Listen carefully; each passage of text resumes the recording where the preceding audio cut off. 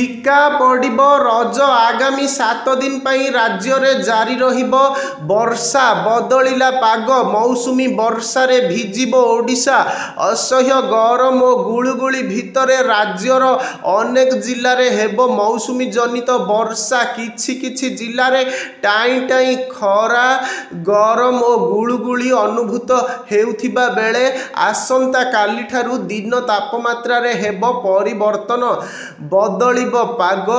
खसिबो आउ 2 रु 3 डिग्री दिन तापमात्रा सेपटे आसंता 20 तारिख जाए राज्य रे मेघुआ पाग सह किछि किछि स्थान रे वर्षा और अनेक स्थान रे प्रबल वर्षा हेबा नै संभावना अछि बोली कहिछि पाणीपाग विभाग। वर्तमान पाग अनुकूल रहिछि मौसुमी को आगो को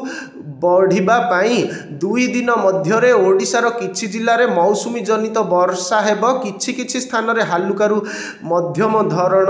वर्षा सहित आउ किछि जिल्ला मानकरे प्रबल रु अति प्रबल वर्षा होई पारे। तेबे आगामी 7 दिन पई राज्य रे लागि रहिबो वर्षा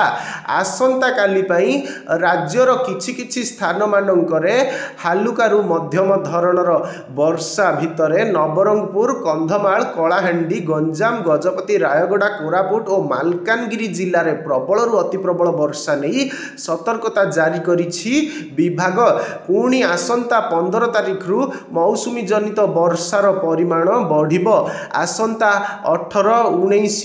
20